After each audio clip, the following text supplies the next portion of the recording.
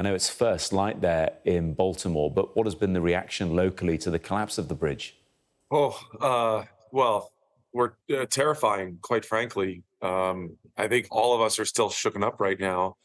We have an employee here that's a former first responder that heard it at 1:48 a.m. He said it sounded like a giant train rumbling through, and then just went right back to sleep.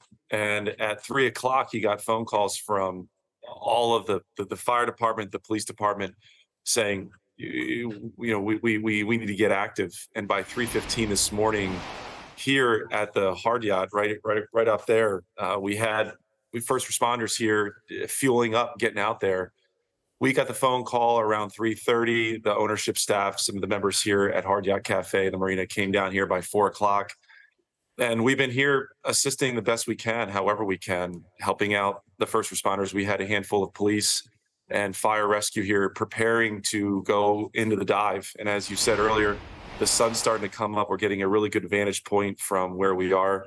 And all I can say, it's just, it's terrifying. It's all I can say. It's just terrifying.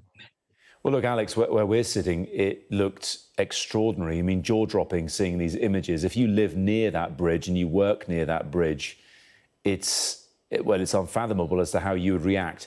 Describe to us, on a normal day, how busy is the river with shipping and how busy is the bridge with traffic? Geez. I drive on that bridge every single day. To come to and from work, I drive from Annapolis and I cross. And you can't count the number of ships. You can't count the number of boats that go through that bridge on a daily basis. Come summertime, this place is just chaotic. I mean, it's people here in Maryland, people here on the Chesapeake love their boating.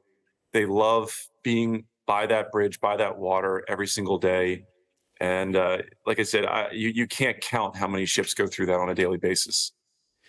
As you said there, you drive over it, well, when it was upright, you drove over it every day. Ever a sense that there was a vulnerability to that bridge with all those ships going underneath it? I mean, it's been there since the late 70s, so it's obviously well established. Yeah, absolutely. But it's a long bridge. It's a 1.5 mile long bridge as well. So ever any nervousness driving across it with what's going on underneath? No, not at all. It's all, you drive over that bridge every day. You just turn your brain off. It's really easy. It's structurally, it's sound. There's never been any issues. I've lived here for 20 years, never had any problems. And it's bizarre, quite frankly. I mean, I was on that bridge last night at 6:30, and I had to divert myself to get here this morning. It still hasn't hit me. And right out here, about 50 yards out behind me, we have a clear vantage point. And before this interview, I stood on the end of the dock, and it's eerie. There is nothing there. And that was never the case. You always knew it was there. It's a major structure here in Baltimore, and now it's just gone. Alex, I have to say, as a final question, we know they're looking for upward of 7 people potentially in the river now. 2 people have been rescued.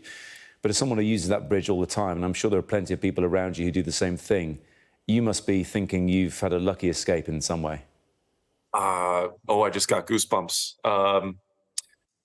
I was thinking that exact same thing this morning as I was driving here, taking 895, which is a tunnel just north of 695. And I have 3 kids. I have a wife at home, and I'm very fortunate to not have been part of that. And I feel terrible for all the families and everyone involved.